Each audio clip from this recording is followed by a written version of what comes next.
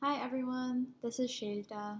I am just answering the questions posed to us in week 15. First and foremost, for question one, what was the most significant area of learning? I really enjoyed the archival lab remix assignment because it challenged me to create a project that put together my love for archives, preservation, and interactive experiences. Thinking about how interfaces ought to be designed and worked with was something that I have often wanted to learn more about and explore, especially because what I am really interested in is museum programming and creating something that people can play around with and interact with. I saw an example of this actually on a recent trip to the Morgan Library, where the Woody Guthrie exhibition allowed for visitors to put on headphones and listen to recordings and music, as well as how the exhibit itself was designed in a whimsical way that allowed you to read pages from his journal and letters that were written to him. I also know that the Museum of Moving Image does a really great job with making archival work interactive, especially in their Muppets area. I was also really impressed with how this class focused on not only Western practices, but also took consideration of how other cultures and parts of the world have their own, but also have adopted certain practices from the West too. I guess I have mixed feelings about this, but learning about Japanese archival PAP or phased archival processing in week three was pretty cool. The fact that there are phases to this, like PSR, present situation recording, and then recording of where the object was found, followed by a summary of the location of the materials boxes, and the temporal serial number related to me in a way because of how much care can be applied in this regard. Even though the detailing is extremely in depth and can be seen as a little too extensive, which, the sketching process is honestly something I think shows so much artistry in archival work. I actually find that this is what I feel I need in order to really see a collection. I would rather have far too much information rather than none. In terms of what was the most surprising, I think that sort of playing off of my consideration for what was the most significant, thinking about how archival work can be different when we look at metadata and linked to open data was extremely surprising to me. When I was looking at Europeana and discovered that some information didn't translate in the literal reading sense and the data sense as well, I was shocked. I also was really impressed by the discussion for this week because some classmates mentioned how we do not have linked data for persons involved in documenting the objects that are collected, which I think was a great point. In terms of the largest impact, I actually have to say that our classmate Nathaniel's presentation on archiving the unspeakable had an incredible impact on me. I didn't participate in this presentation in particular, but I did feel that that I was the most drawn to some of the questions of choice, privacy, and rights that were brought up here. On this idea, we spoke a little bit about this again in week 8 with Russia's secret archives, genealogy, when thinking about how big the world is on secrets, uncovering them, and how they come to fruition in records that are preserved and archived. The fact that not only keeping secrets and the act of it is preserved, but also uncovering them is a really interesting consideration. Historical events actually do shape the way that certain objects or materials are preserved and the lens that they are approached from, which I'm thinking about when inevitably records and archives get revisited and are worked on again. In terms of what unresolved concerns or tensions remain, I know I personally need to do a lot more research and work on metadata.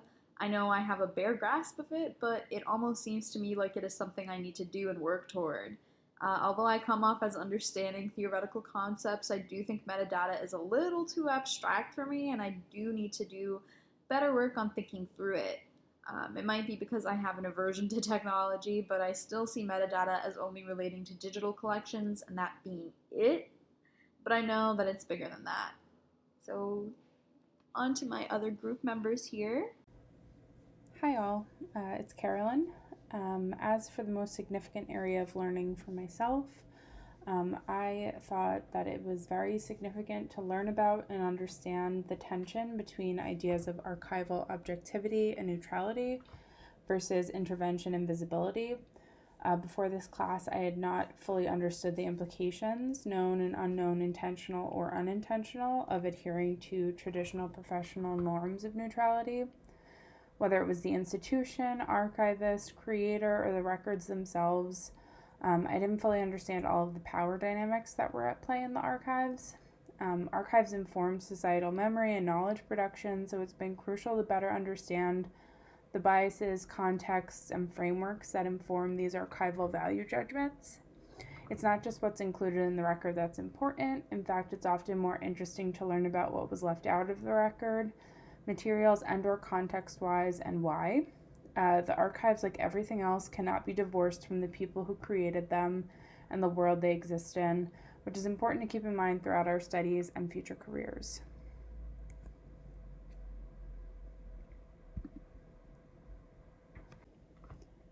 Carolyn here. As for the most surprising thing I learned or discovered, I think the ideas raised in McNeil and Mack's article Constructions of Authenticity and Devin Becker and Collier Nogue's Saving Over Oversaving and the Future Mess of Writers' Digital Archives were some of the more surprising things we explored in this course. Though in different ways, both articles explored the ever-changing nature of authenticity, truth, originality, and value regarding digital materials. I think in a lot of ways we take digital materials for granted because of their ubiquitousness. For example, they're easier to find and thus easier to archive, but digital materials have their own complications, including but not limited to versioning, copying, and potential formatting and software issues. And where McNeil and Mack offer a more theoretical way of approaching digital materials, Becker and Nogues offer a practical way to begin archiving digital materials in the context of personal archives, but that could also be extended.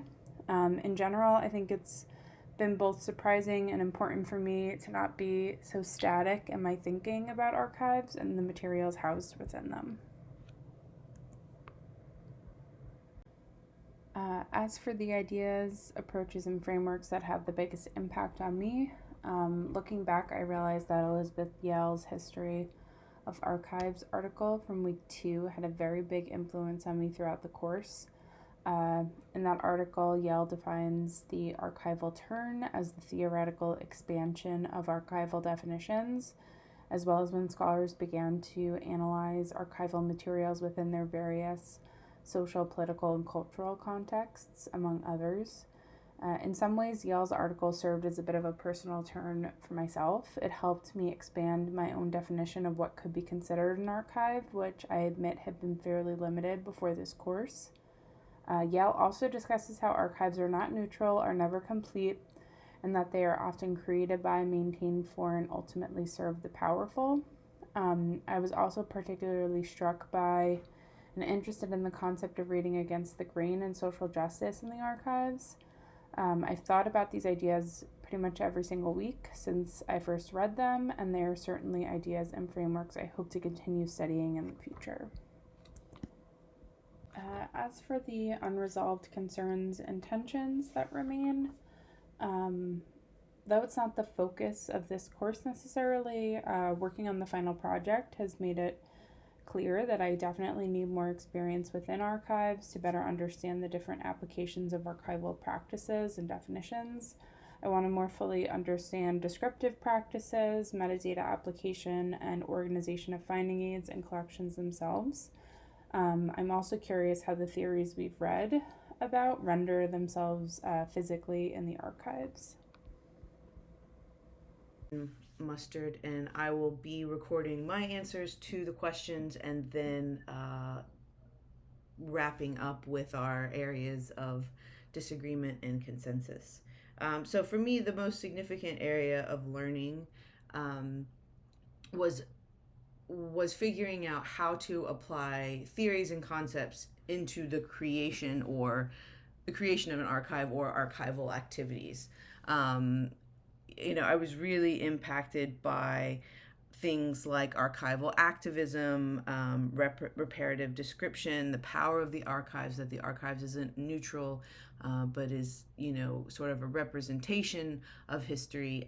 And I found in both the Finding Aid project and the Personal Collection and Finding Aid final project that it was much harder to actually put those ideas into practice. I don't I think I now understand, the bravery and the strength of the archivists who are calling for, reparative description, who are putting, who are creating guidelines to do things like this. And I, it's not that I thought it was easy, but I didn't understand how how it could be done, and I think I got a little bit closer to that, at least in terms of realizing that I don't know how to do it, but that sort of spurs me on to figure out how.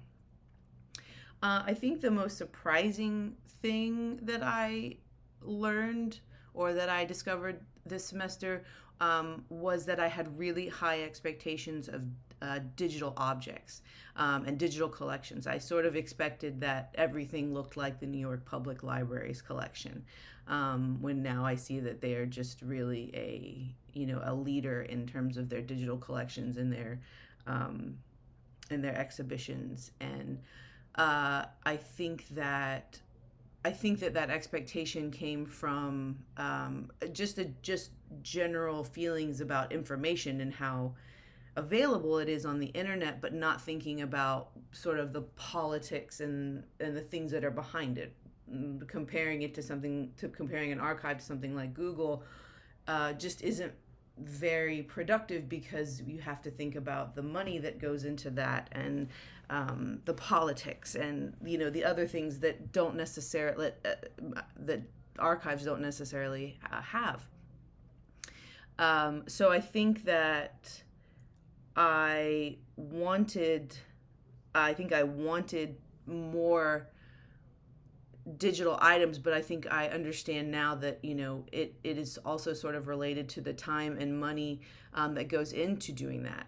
I put 7 photos from my Finding a Personal Collection online, and creating that website, which is very simple, it took about 2 hours. So I can start to imagine the depth and breadth of what it would be to do that for a much larger collection. And I also think that it's reflective of how much I didn't know about metadata and the complexity of that.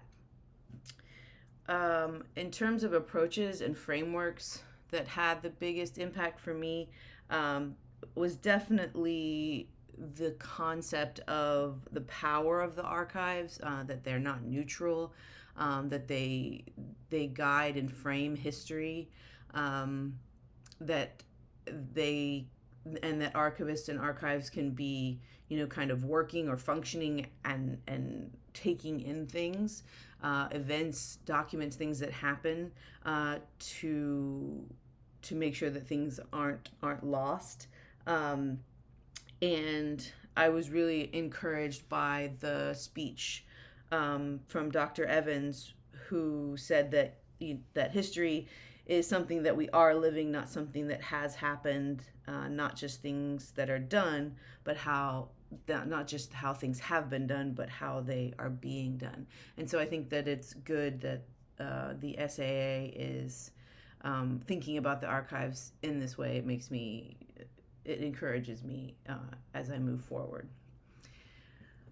In terms of the unresolved tensions, I think that I personally really like theory, and as I said before, theory only gets you so far. But I would like to go back and look at some of the more classical theories. I mean, not necessarily of in general, but as it relates to the archives, things, writers like Michel Foucault or Jacques Derrida. I'm also interested in reading more by Vern Harris, and then just kind of briefly, I learned about the continuum theory of records by Frank Upward and Sue McKemish in my archival remix project, and I'd like to kind of return to that just so I have an idea of where, these theories that are more current, what are they based on? What are they reacting against? What are they carrying forward? And then now I'm going to talk about just really briefly some of the places of disagreement and consensus. So I'll just start with disagreement. One of the first disagreements we had was our expectations of linked data. Carolyn and I, we felt that, while we were initially surprised at how about the lack of linked data, especially when we were looking at the Europeana site, I think over time we sort of felt that it was that the breadth of that project and their mission to bring in all these different cultural heritage projects really made it difficult to have a consistent experience, and it wasn't really something that they managed. Whereas Shada felt that it was still lacking, and that there were things that were required, things to do with language and translation, and she felt that that was something that should have been there. Another place of disagreement was the theoretical focus. I felt that we should look back to some of these more classic theories, Derrida and Foucault, and Shada felt that it was probably more important to move forward and look forward, and I can understand that perspective as well, especially as we're starting to think about new ways of thinking about the archives as creating history, as I said before. And the third disagreement isn't really a disagreement so much as that we all came to this class and with different levels of experience and interests. Shada has experience in archives. Carolyn has a lot of experience with metadata, and I have very little experience in both. And my interests are in theory, and so I feel that our places of disagreement or just places of friction where we're coming from, those different those perspectives, but not in a way that was a conflict, just in a way that was, well, this is how I've experienced this kind of I have this experience in the archives. This is what I've done with metadata. This is where I see these things working together.